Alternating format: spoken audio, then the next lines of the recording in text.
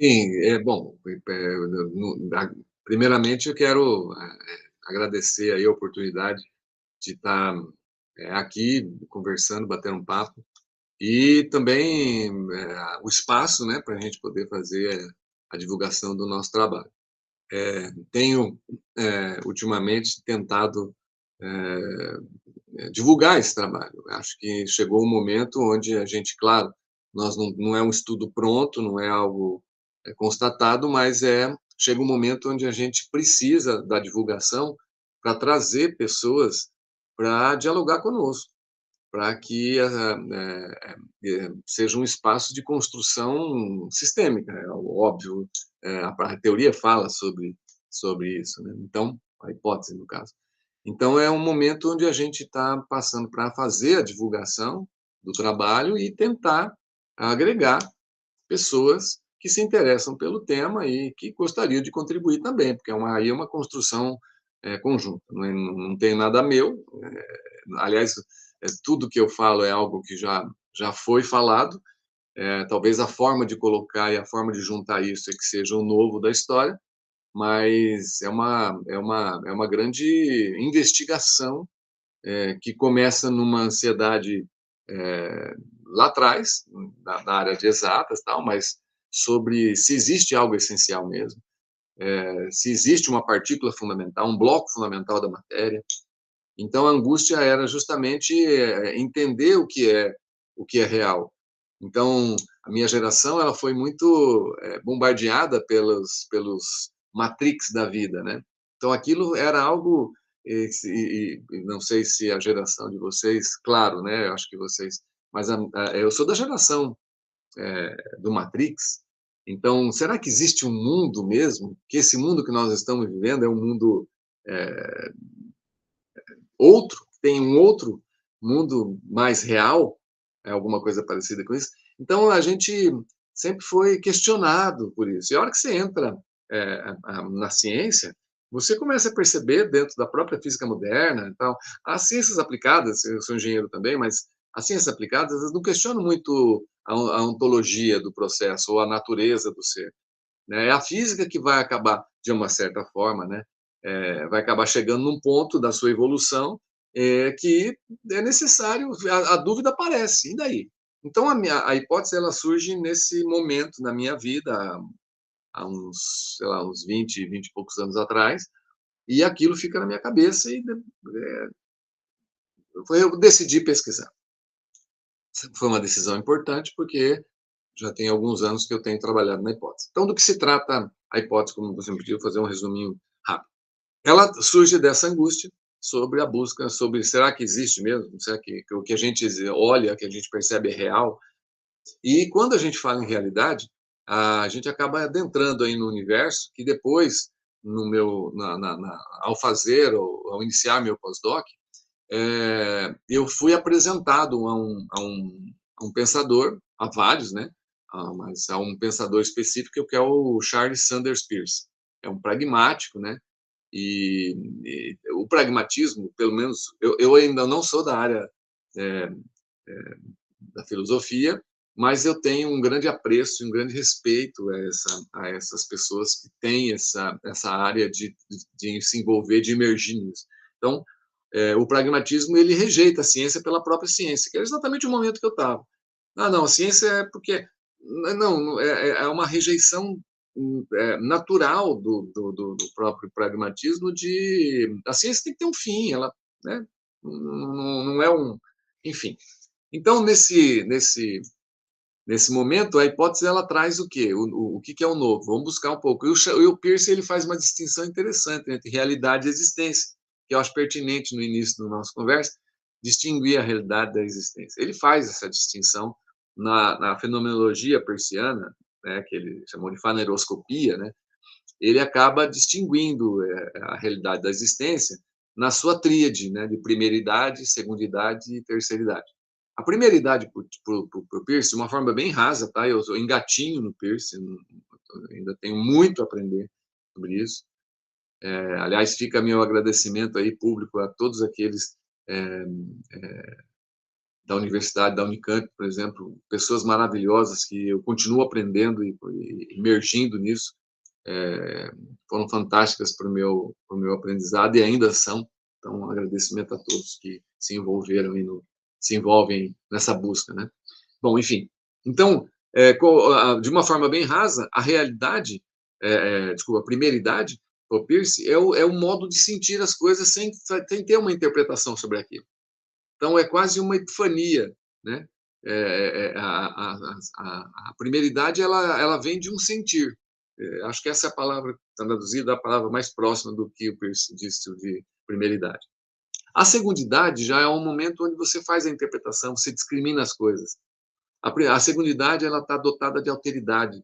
Então, enquanto a primeiridade, aquilo é independente da forma como você pensa sobre aquilo, a segundidade, ela não, ela é dotada de alteridade. Você interage, você consegue interagir com aquilo.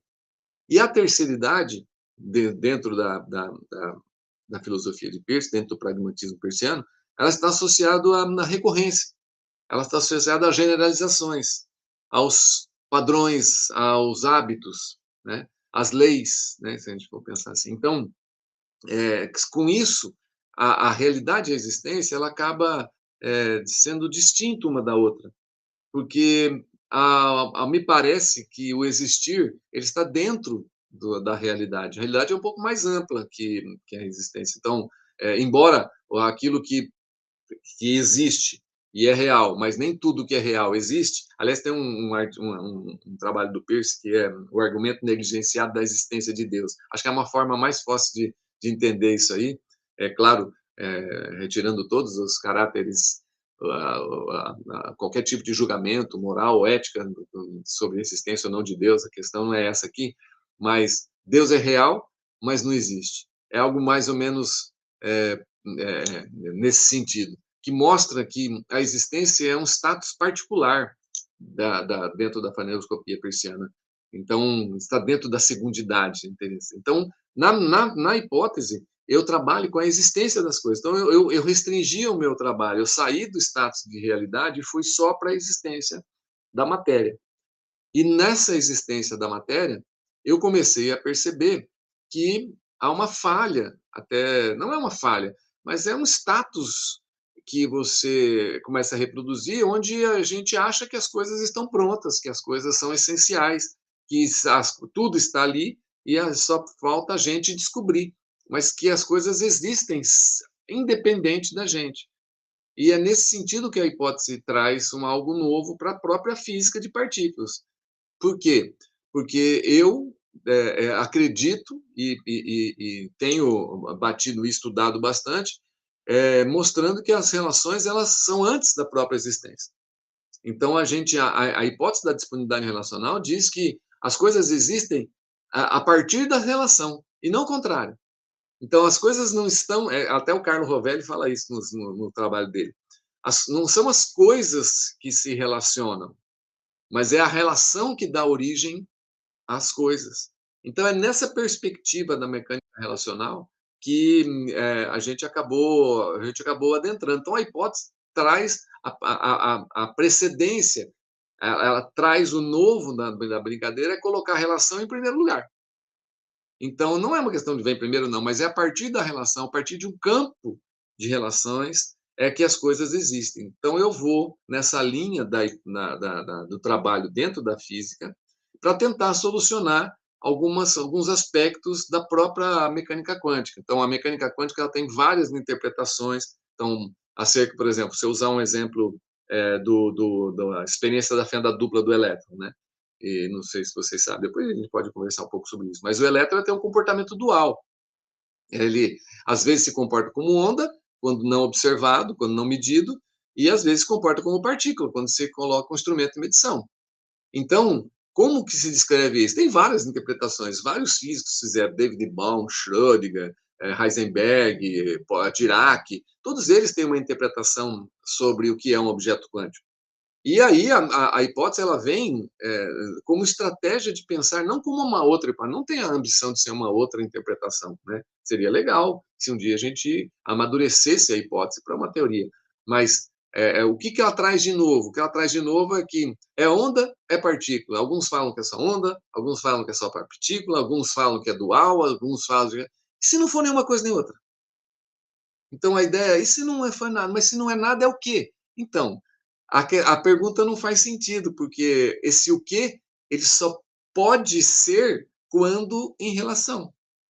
Então, a proposta é que pensar o objeto quântico é pensar algo que está disponível, que está a partir da relação. Então, a partir do momento que se você relaciona e você tem condição de disponibilizar aquilo lá, da relação surgir, é que a matéria existe, ela se atualiza. Eu uso o termo atualizar na hipótese para mostrar que é como se A e B elas só existem a partir da relação entre eles. Então, não existe o A e depois o B e depois se relacionam. Não, é a relação, o campo das relações é que faz surgir o A e faz surgir o B. Então, a relação vem, antecede, precede, os relata.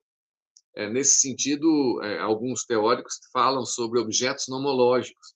São objetos que, essencialmente, não têm existência física, então está dentro da segundidade do Peirce. Mas são leis, então são hábitos, são recorrências, aí a terceira idade. Então, para mim, a relação ela está dentro da terceira idade persiana, entendeu? Então, vem primeiro a relação e depois os relatos. Com isso, com essa forma de pensar, que é difícil, não é uma coisa simples, eu sei que tem vários críticos que estão acostumados, tá tudo certo. Mas, assim, a partir dessa estratégia de pensamento, que é uma estratégia ontológica, a maneira a maneira de se relacionar com o mundo é outra. Porque a partir do momento onde a partícula perde a essencialidade, perde essa coisa do bloco fundamental, inclusive depois a gente pode pensar um pouco sobre isso, se vocês quiserem, né, tal, falar um pouquinho sobre isso, mas se deixa de existir a essência das coisas, e aí tem que ter um cuidado, né? Eu tenho esse cuidado no livro e tal, nos artigos também, de fazer essa transposição de física de partículas para comportamento de pessoas. É uma transição que depende da complexidade dos sistemas, mas é possível fazer essa relação. Quando a partícula perde a essencialidade, o ser humano, em termos comportamentais, como indivíduo, também perde. Tá, mas e a minha individualidade e tal? Não, a questão não é essa, continua do mesmo jeito, só que a nossa existência ela passa a depender exatamente essa estratégia da hipótese, ela passa a depender do outro, e não só do outro humano. Isso citando o Latour, né? Bruno Latour, que fala sobre os objetos ágeis. Eu estou falando para tudo. Então, a gente deixa de ter uma importância cósmica como indivíduo e passa a ter uma importância não individual, mas sistêmica para os próprios sistemas. E aí a forma da gente ver o mundo muda. E até a forma de investigar a ciência, até a forma de entender a física também muda. É esse foco, essa lente, esse desvio de buscar essa coisa do individual, essa coisa da partícula em si, do bloco fundamental, quando você desloca isso para as relações, aí a coisa fica um pouco diferente. Aí se desdobra em outras áreas. Na minha cabeça, desdobra em tudo, inclusive na própria educação, que é o objeto da nossa conversa aqui hoje, mas se desdobra em tudo, desdobra nas relações sociais. Então, se desdobra na forma como a gente vê o mundo, como a gente interage com o mundo. Então, descaracteriza um pouco o indivíduo da sua própria importância em si, né? Isso sem pensar podemos falar um pouquinho sobre Jean-Paul Sartre, né, que eu adoro, mas descaracteriza um pouco isso e passa a ter uma visão um pouco mais ampla das coisas, né? Então, acho que nesse sentido a hipótese ela vem, se eu tivesse que definir a hipótese, ela seria definida como uma estratégia em que a forma de pensar se dá no campo das relações como premissa e não como consequência. Então, primeiro as relações e depois os objetos. Então, a partir daí, nós estamos num campo de disponibilidade, daí vem hipótese da disponibilidade relacional. É isso que, essa é a história da parada. Sim, eu vou acabar respondendo.